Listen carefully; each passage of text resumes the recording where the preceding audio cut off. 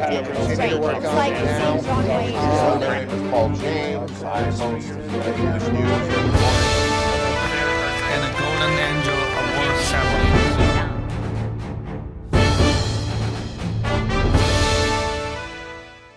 Hello, dear friends, lovely audience, and welcome to the East-West Show, a show talking about right or wrong, a show talking about the truth, nothing but the truth, the naked truth.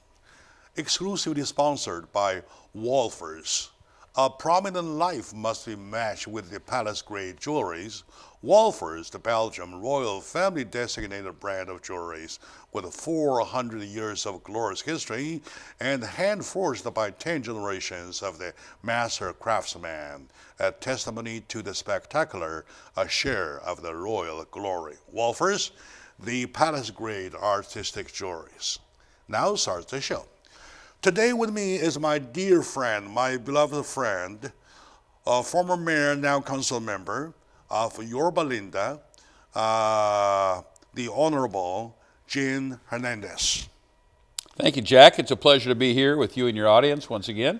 Thank you, Your Honorable, for coming here. I know you have a tight schedule, and I would like to take this opportunity to share some views of yours with the audiences about your city. I know Yorba Linda is a very big city, not big, but important. One of the importance in the fact is that it symbolizes the U.S.-China relationship. Former President Richard Nixon was born there and now buried there, and the Nixon Library is there. But not only that fact, look into the past few years, lots of rich men rush into the city and find a home there. The city is becoming not only bigger, but richer and more important in Southern California. As a mayor and council member of that city, though, my judgment is that you have to have some vision. Absolutely, Jack. Well, everyone has a vision. It's a matter of which is the correct vision for your city and for your community. All right. And you have been on the council for 7 years now. 7 years, two terms. 2 terms, yes. 2 full terms, right? Yes. Okay. And you are running re-election for the 3rd term. Yes, my re-election will be for the third 4-year term. We have term limits, so you can only run 3 4-year terms, period. After that, you move on.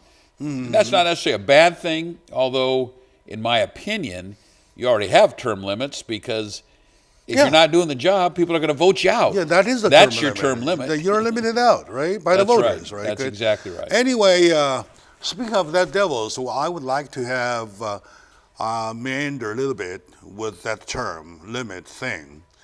In California, you're talking about term limit, and in states, in the cities, in the state, and then many of them, you're talking about term limit. Is that a good thing or bad thing to your view? Well, I think it's a two-edged sword. It can be bad or good. Bad in the sense that when someone gets their experience level up and becomes competent at running a city or running a county or the state, all of a sudden you bang up against term limits and you're out. So what happens is that the only consistency in government at that point are your staffers, the people that feed information and data to the elected representative. And so what happens is that the staffers really are the power base in government. And these are people that have never been elected.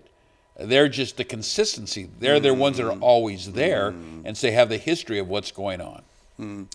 However, if you do not, or if you fail to have a bunch of people who has a consistent vision, though, you can't even cultivate a group of staffers.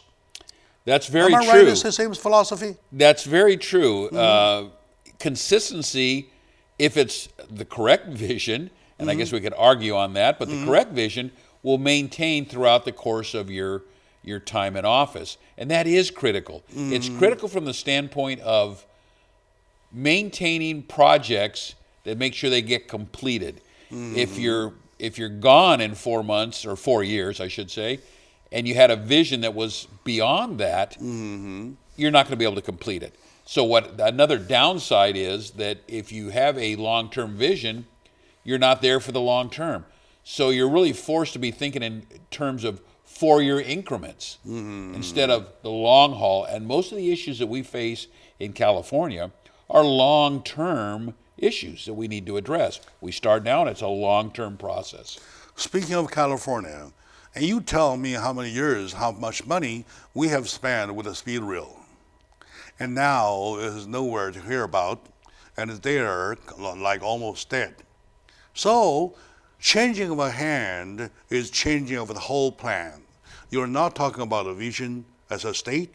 So as for a city though, people really hate. If I had been a citizen of Yorba Linda, I would really hate to see the kind of like hand change on and on and on and on and on without having something in a linear form that goes constantly towards one goal. Am I right? You're spot on. I think it's critical that you identify what that goal is and that you have people supporting it, and more importantly, that it's needed.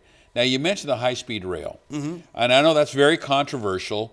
I will only say that it has cost us, the taxpayers, much more than it was supposed to cost, and the people that were supposed to kick in are not kicking in, and we're to the tune of $1 billion over the budget, and we have nothing to show for it, and no long-term goal to get there. I think there's nothing wrong with stepping back and saying, you know what, maybe this was a mistake, maybe we need to look in another direction and better utilize our funds. So I think that's the debate occurring now. Let's step back, let's take a look. Do we really want to go there? And what is this going to accomplish in the long run? We're out so much money now, I don't see how that'll ever be recouped. And we're no closer to getting a high-speed rail than we were when we started. That is exactly why people like you, why your voters like you, right? Now, even if we do still taking California speed rail, for example, even though we have time to correct it, even though we know it can be corrected, thing is that we have money squandered, we have time wasted. Do we have the money? Do we have the time? Should we have the money? Should we have the time? Could we have done something else which is more significant? I believe the way I've been following you for the past 7 years, ever since you were elected, though, and I believe you've been invited here so many times, right? And I've been following your steps towards the vision that you displayed about your city. I believe Yorba Linda, if they want to be better off, they better follow the trail for at least another 4 years. Well, thank you, If they Jack. change their mind, though, they change 4 years later, not right now. And I really appreciate that, Jack. Thank you so much. And really, it's more of a common sense approach and listening to the people. They say all politics are local. I believe that. As a city councilman, I don't have an option to say, to put people off and say, well, we'll deal with that later. Because every other Tuesday, people are in my audience demanding certain things get done. So I feel the heat immediately of my decisions or lack of action. Whereas in Sacramento, they leave the community, and the people down here who may be upset or frustrated or want answers, they're not up here banging on their door, so or not too much. So you're insulated from that kind of direct accountability. Whereas where I'm at, I'm directly accountable to my constituents, my community. Right. So I have to make decisions, and I'll know real quick whether it was right or bad. But I have a simple philosophy, Jack, and it seems to work. There are two types of politicians. There's a community leader and a community advocate. The community advocate listens to the people and does their bidding. The community leader listens to the people and then does the right thing. Two different approaches and two different philosophies. Many times the right thing to do might not be the popular thing, But based on your experience, your education, your training, you know that's the right thing to do. You know what is the best for the community. And then you've got to convince, through education, dialogue, communication, your community why this is the best route to go, you believe. And that's what they elected me for. If I make bad decisions, I won't be elected again. If I've made the right decisions, I'll be elected. That takes a lot of experience and training and the right temperament even. And that's what I see, unfortunately, happening at the federal level. All of a sudden, the will of the people has faded away, and it really becomes the will of the individual politician to get reelected. That's their real goal. So they'll make issues out of things that aren't really issues or are issues, and they're going to highlight them just so they can get the vote of a group of people to get in office. And then once there, nothing's going to change. All right. They're not going to do anything effectively. The last thing you said just now, once there, they don't even care. You can't even find them where they are. All right. My dear audience, today with me is my dear friend, former mayor and council member of Yorba Linda, the Honorable Gene Hernandez, talking about his great city, talking about his vision of the city, versus his re-election campaign for his third term. I believe he's done a great job. I have no doubt about his re-election, being re-elected. I really want to share his views, his vision with my audiences. This show is exclusively sponsored by Wolfers. Wolfers, a testimony to the spectacular, a share of the royal glory. We'll be right back, please.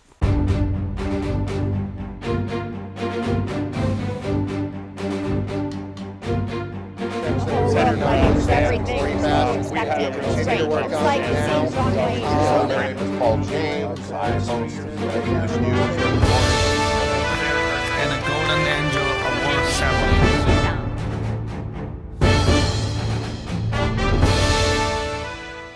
Hello, dear friends, my lovely audience. Welcome back to the East-West Show, a show talking about right and wrong, a show talking about truth, nothing but the truth, the naked truth.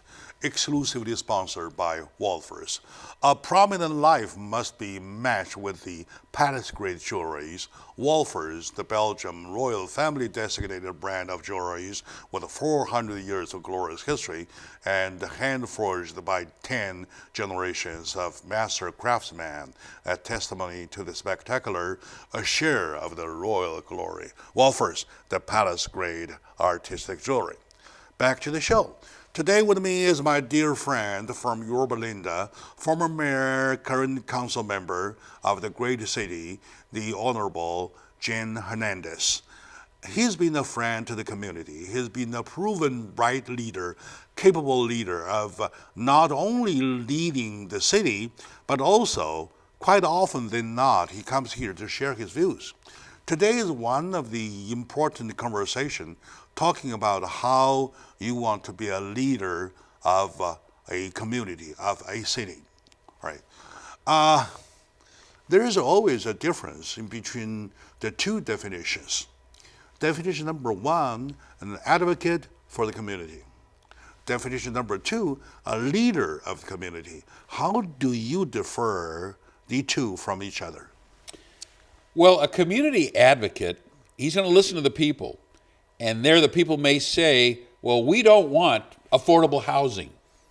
No more affordable housing. We have a nice standard of living here, and we don't want affordable housing. The community leader, he's going to listen to the people and then do the right thing, knowing that we need affordable housing. We have a huge homeless problem in California, All right. Orange County particularly. Not so bad in Yorba Linda, but we are surrounded by cities that have the problem.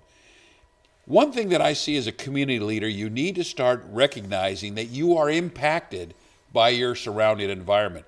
We're not isolated. Yorba Linda can't put up walls or a dome to protect ourselves from the outside world. We are part of that outside world. We need to really embrace that we are Californians. We need to think as a state. If we have people that are hurting in our state, not necessarily in my community, but in our state, we need to assist where we can. We need to help each other out. Think more globally, not so much locally.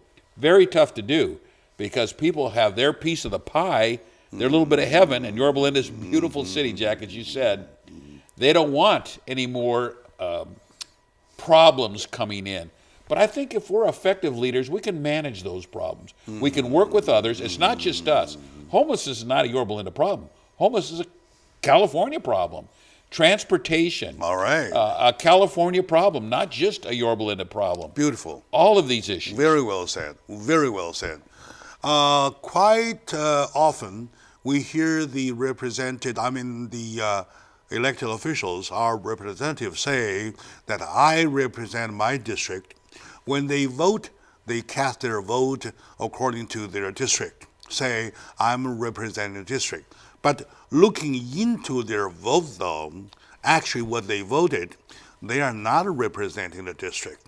In the district, there's a bunch of people, majority of the people do not even support what he or she voted, right? So that is our problem. And I will really have to come back to you just mentioned. Even though you have a bunch of people in the community say, we do not want the affordable housing. As a leader of the city would have to say, come on, folks, we have to look around. There are people who need it. So, as a leader, you always have an overall vision to tackle all the issues, not one issue. Am I right? Oh, I Jack. believe looking back into the 7 years, though, you have lots of examples to give in that category. I do, and I think we were successful. You can lead, and let's take affordable housing as one issue. People are afraid of building slums. They don't want degenerative government housing, the projects. They don't want that. It doesn't have to be that, though. We have built beautiful, beautiful affordable housing where people don't even realize it's affordable. They go, well, that's really a nice apartment complex. Very beautiful. Well, that's an affordable complex that has certain requirements that people can afford to live there. It doesn't mean you build a slum. The private developers, that industry, are building beautiful projects, and people are starting to embrace and go, this isn't as bad as I thought. We're not building slums. I don't want a slum in my city. All right. I want my city to be beautiful, and it can be. First, we have to get the fear factor out. Not in my backyard, the NIMBYs, and show that you can have a beautiful project. And by the way, affordable, that's also for our kids. If our kids can't afford to live in Yorba Linda because of the mortgage is so high, they're going to go elsewhere. Now picture this, Jack. These are our young people who go to college, get a great education, who are our future, having to move to someplace else because they can't bring their skills and ability back to our community. It is happening. Yes. It is happening. And I think the biggest problem, and you touched on it when you said they don't vote according to what their community wants, or they vote the way their community wants, not try to educate them on how it should be. That's accountability. We don't hold our politicians accountable. Every 4 years, they'll promise you the moon, and then 4 years later, I would ask, what did you do in the 4 years you had? What did you accomplish? We don't do that. We don't hold them accountable. If we did, they wouldn't get reelected. Unfortunately, most people don't pay attention to what's going on. As long as their grass is green, their streets are maintained, they don't really care about the minutia. They leave it to us. That's why they elect us. We elect you to go look into the issues, make the right call, and take care of business. And every year, no one questions whether we did it or not. Personal pride makes me want to make sure I do it so I can come back to my community and say, here's what we accomplished. We're in the closure of a brand new town center, beautiful facility. Took 20 years. That was on the books for 20 years. It took the current council to get it done. We're building a new public library, state of the art. We're building a cultural arts center to augment and supplement our senior center, which is really a community center, but the seniors primarily use it. Now we're going to have another site where young people can come and learn theater, dance, art. It's a well-rounded community. I want a community that you can live, play, and work in and be proud of what you call home, and that is Yorba Linda. Very nice statement. And listening to that, I kind of under the impression that I'm talking with a community leader who does not only to call people, hold the politicians accountable, but willing to be held accountable, right? And you really call for, and you guys really have to pay attention. If your grass is green today, will it be green tomorrow? Will it be green your son's daughter's time, right? Who are you going to ask that question? Ask the current leaders of the community. How do you see that? Will it be green? My grass will be green in 10 years, 15 years, all right? And next question, how? Well, Right. it's interesting you say that, Jack, because that's the other thing. We need to look at the next generation. I've got grandkids. I want them to live in a beautiful city in a beautiful state that offers them opportunity. Doesn't give them anything, makes them work for it, but if they work hard, they're going to be rewarded. That's important. You mentioned grass green. We probably won't have grass. We are in a desert, and we are looking now to we're transitioning our landscape palette to more eco-friendly, more drought-tolerant, and more California native, which can be beautiful. It doesn't mean cactus and gravel. There's a lot more look to it, and we are transitioning now. That's a vision. That's looking out ahead and saying, you know, we're entering the driest decade and century we've ever had, and we need to be prepared for it. Now, you wouldn't know it by the rain we just had, but even that is an issue because that rainwater, that runoff, is not being captured. Yeah. We don't have right, a water right, problem, right. we have a storage problem. Same in California, we don't have a money problem, we have a spending problem. We got to figure out how we spend, where we spend. I like that definition. We do not have water problem. We have the storage problem. We do not have money problem. We have a spending problem. And also looking into the cactus whatsoever, or cactus, I'm joking, whatsoever. That's an even longer vision than what about my son's time, my daughter's time, something like that. And you really need somebody who look into not only next 4 years, maybe next 40 years. And Jack, Something if like I could that. just say, really what this means, we're entering a day and age now in politics where you, our community, needs to be involved. You no longer have the luxury to, this is not a spectator sport. You need to step up the plate and hold us, your electeds, accountable. What are you right. doing for me? And if not, then I don't want anyone crying the blues that, gee, what happened to me? What happened to my state? Well, where were you when we were looking for input? All right, good. All right, my dear friend, and let's take a short moment now. We'll be right back. This show is exclusively sponsored by Wolfers. Wolfers, a testimony to the spectacular, a share of the royal glory. We'll be right back.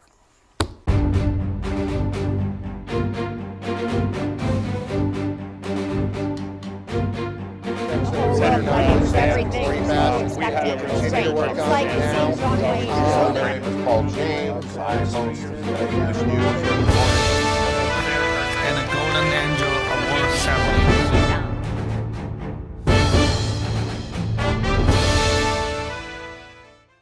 Hello, dear friends, lovely audience. Welcome back to the East-West Show, a show talking about right and wrong, a show talking about the truth, nothing but the naked truth. With me today is my good friend, Mr. Gene Hernandez of Yorba Linda, former mayor, now council member. This show is exclusively sponsored by Wolfers.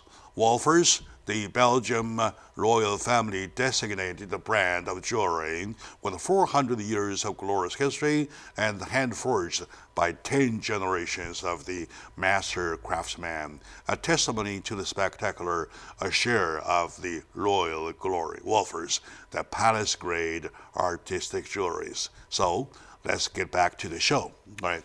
To my lovely mayor, former mayor, but anyway, my philosophy, once you're mayor forever, right?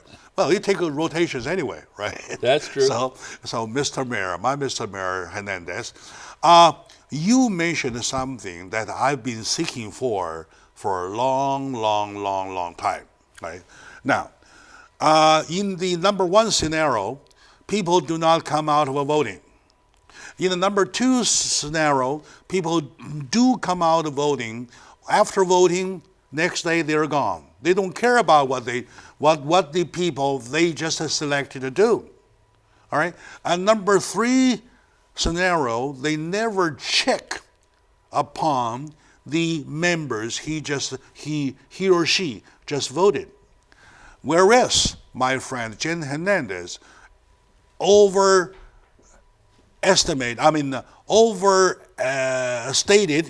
again and again that he needs to be held accountable. And he encouraged people to hold them accountable, and he even encouraged them to check upon them. I want you to really stretch that philosophy, please. Well, it's very simple. Number one, how many of you have ever gone, and I'll speak to your audience, have gone to a city council meeting or a county supervisor's board meeting? And the vast majority have not. I think you need to take the time to go to a council meeting, which is a public forum. It's a chance for you to hear your elected officials that you voted for interacting with the community and how they make their decisions. We have something called the Brown Act, which in California means that all our decisions, we can't discuss it in closed backdoor rooms someplace. Every decision has to be made in front of the public. So the first time, many times, that we'll make decisions on our issues is when we're hearing them right there in public, listening to the staff report, and then we have dialogue with our council, and we take input from our community. All too often, we only have a handful of people there that really drive the decisions and input of the whole community. We're a community of 70,000 people. We should have half that number in a council meeting. We don't. If we have 10, we're lucky. And we only get more than 10 if there's a hot issue that somebody has a particular vested interest in. You should have an interest in all these issues. I know people's time is valuable, but really a couple hours once a month or twice a month is not too much to invest in your quality of life. If you want us to be held accountable, if you want to share to us what's important to you, then you need to let us know. You can also send in emails. I get a lot of emails. That's another way we communicate. We have a very interactive website where people can go online and express their concerns or issues. Hey, I see a broken horse trail is broken at this location. We have a system now where that'll log it and it holds people accountable. They'll make sure that something's done, and you'll see, yes, that's been reported twice, we're on it, tomorrow morning they're going out to get it repaired. That's accountability from City Hall. That, I think, is critical. I get a lot of people calling me, Gene, what's happening with this? Can we do something? I go, sure. You could have called here, you could have come to council, but you call me, I'll take care of it. I call our city manager. Remember what council's role is. Council, we set the policy, the vision for the city, but it is our city manager who we hire, who's the operational guy. He takes care of the day-to-day. Implementation. Implementation. If there's a problem, he's the guy I'm going to go to. Why didn't this get done? That's your job. That's the one I hold accountable, and we do. We have a very good city manager, and he's very responsive to people's needs because he knows we're going to follow up with him. That's very good, very good. You mentioned that you often get calls from the voters, Yes. from your citizens, right? Yes. Now that we're talking about digital time, we have a better ways to do, or even faster way to do. And how about email system? At your city council, all the members, do they activate it, or have they activated an email system? Yes. That you can get a response right away? Yes, they all have their own emails. Generally, it's your name, like in my case, G. Hernandez at yorbalina.gov. And that's something you can get directly into to me. And I have two emails. That's a city email. I have my own personal email that even that I'll give out. But I'm always out in the community, so I keep my finger on the pulse of what's going on. Yes, I want people to know they have a voice that they can contact. Now, we don't always make everybody happy. Some people say, well, I don't want this. The first thing I look at is, what does the law say? What can we do? And then what is the right thing to do? You combine those two and balance it out, and generally we'll come out with a pretty reasonable decision. That's very, very important. I believe that you're going to hear a lot more calls or emails after the show, right? And I would have my editor put your number, put your email right on the screen so that people can call you in a more convenient way, right? So now, looking at the city once again, we're talking about lots of new immigrants coming in, and lots of them found a home there, right? Yes. And they're bringing business opportunities. And I believe at the city level, right, to be friendly, to be not friendly is quite a choice. So how do you as a council member, as a mayor, see that? That's a great question, and a very important question this day and age. And I think you said the key word, choice. How do you choose? We are a very friendly city. We're a very multicultural city. We have a lot of different religious beliefs that come to our city. In fact, Yorba Linda has more houses of worship than any other city in Orange County. So one, we're very religiously tolerant. We're very tolerant of all peoples. We don't see a distinction that way. I have an advantage having been a police officer for 35 years. I knew what it meant to be inclusive and to exclude people. It's important that you policed everyone the same, that you were there for everyone, particularly our people of color or the minority communities, because they were usually the ones that were victimized the most. And so we criminally victimized. So we had to go out and reach out to them. When we get immigrants from other countries, there's a natural fear factor of police and or government. Are they going to, because their home countries, government wasn't your friend. Understood. They didn't yes. take care of you. Yeah. Here, we've worked hard to show that we do take care of you. And that's why we're hearing a whole lot of hype about, we must not be immigrant or tolerant towards immigrants. We are extremely a tolerant country of immigrants, extremely so, more so than any other country in the world. And I've traveled the world, and I'm here to tell you that we put great stock into our immigrants. Yes, we have a legal process that we want you to follow. I think every country does that, and we do. But beyond that, if you've entered this country legally, we'll bend over backwards to see you be successful, and particularly in the city of Yorba Linda. We have a lot of immigrants who buy new homes in our city. We're very proud of that fact. If there's special cultural days that they want the city to be involved in, we're involved. That defines the word choice. That's a good choice. Business-wise, let me give you an example, right? One of my friends bought a front store thing with lots of shop fronts. And business went so well. And the next year, the second year, they started talking about putting another story on top. Right? So the city, of course, according to the blueprint, there's no problem weight-wise whatsoever for the second story. However, what held the issue was the parking, limited parking. They need another 12 spots for parking to allow them with a second story. So they look at everywhere until somebody walk in and say, hey, they opened the city code. The code was made in 1956, right? Whereby the code says that it has to have 12 feet. I can't be precise on the exact number of feet though. 11 or 12 feet per spot, wide. All right. So back then, because of the car. Now looking at the cars now, they're talking about much smaller cars, no longer 12 feet wide. So they revised the code to create more parking space.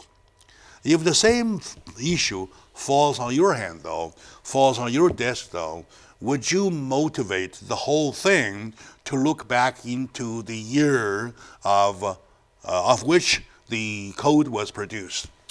Well, absolutely. But Jack, what you're really talking about is that laws in general are living, breathing documents. Living, breathing you can documents. change laws. If something is no longer applicable, then we have a process by which we change that law. Now, parking and businesses, you're hitting on a key issue because for a business to be successful, you have to have adequate parking. Exactly. If you don't, people won't go. Yeah. If it's inconvenient or it's a trouble, they won't go. This new town center that we're just about completed now, we built a 4-story parking structure to service that whole area. Because we knew and we have surface street parking too, but we knew that parking is the name of the game.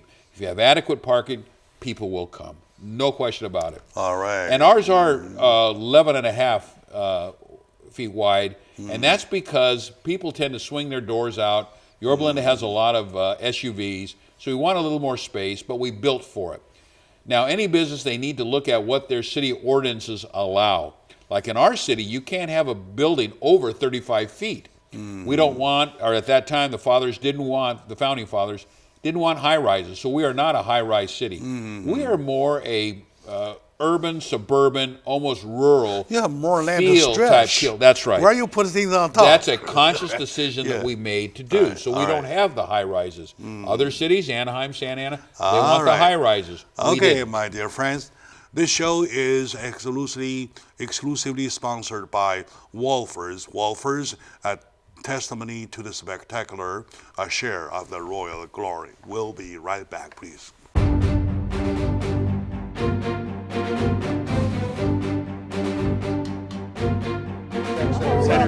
Everything expected, straight. It's like seeing John Wayne. My name is Paul James. I host the News And a golden angel award ceremony.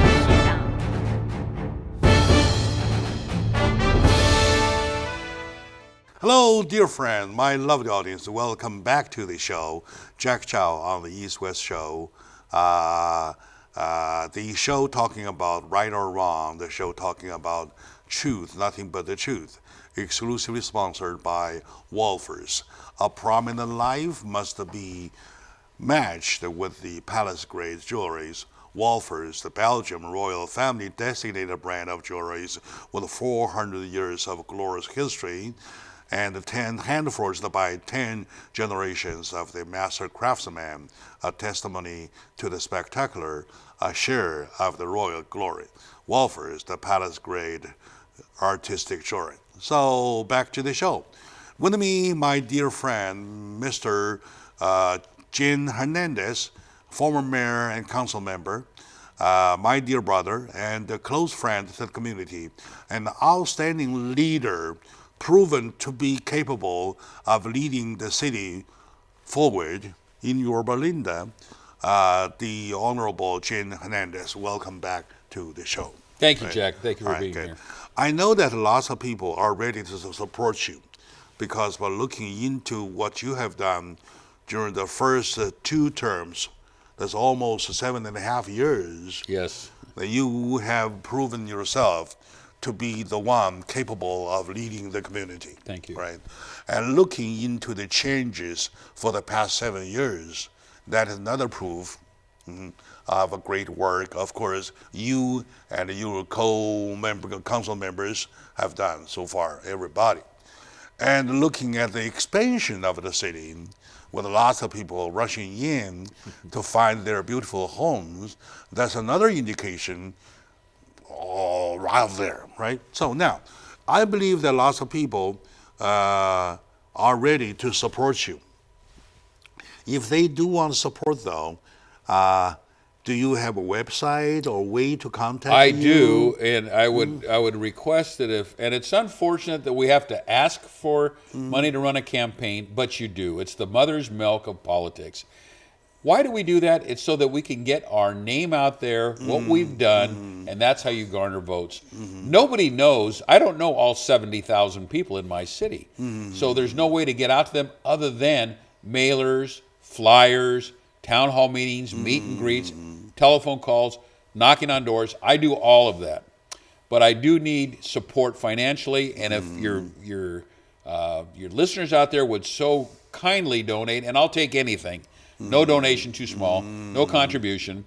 If they would send it to 360, that's 360 East 1st Street in Tustin, Tustin, California, 92780 is the zip code. That is my treasurer's office. That's where the money would go. Just make sure you include your name and your business so we can get that on our form. But anything you can contribute, it would be greatly appreciated, Jack. And I know you've supported me, Jack, and I certainly appreciate that. Is there a fundraiser or something? I just had a recently? fundraiser. Just had one on the 27th, and it was of last month.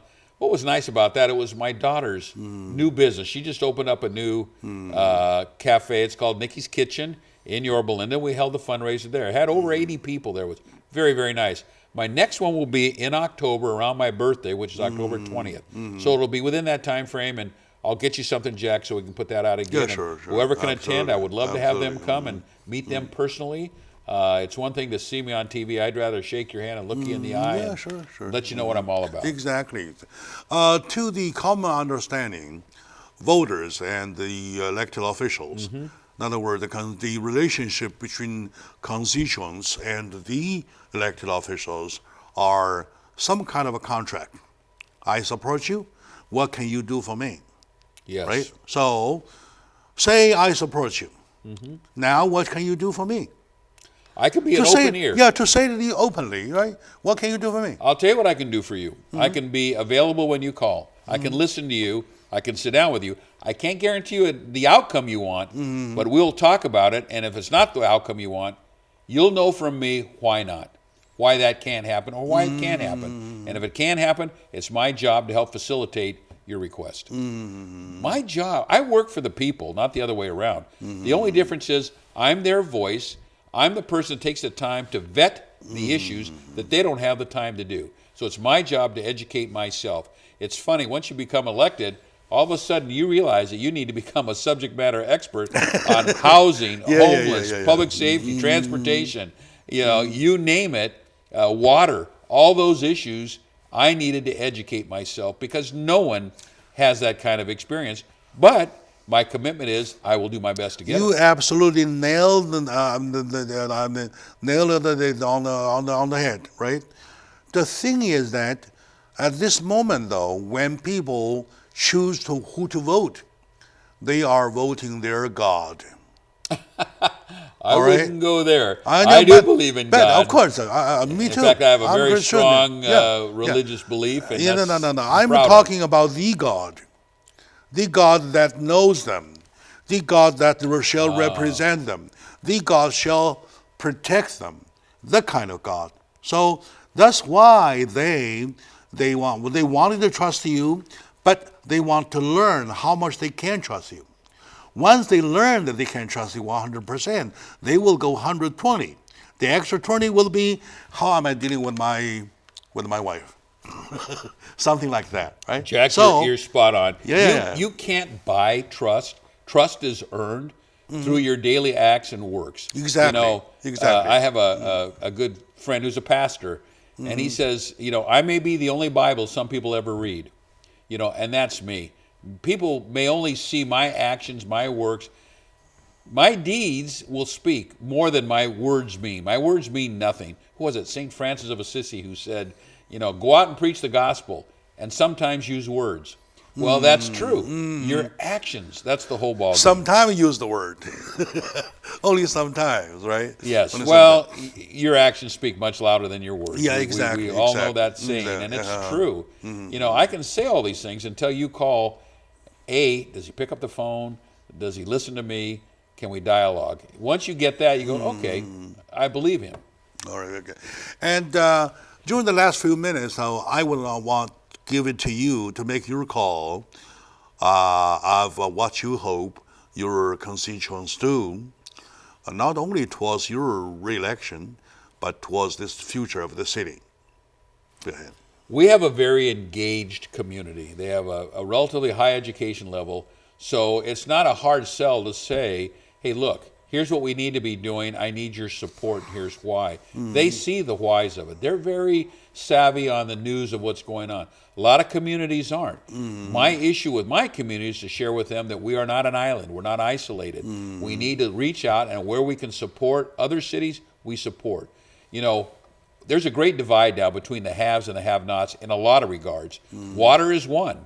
We were blessed to have a very, very good aquifer. We have an excellent water district. We sunk a lot of money into our infrastructure.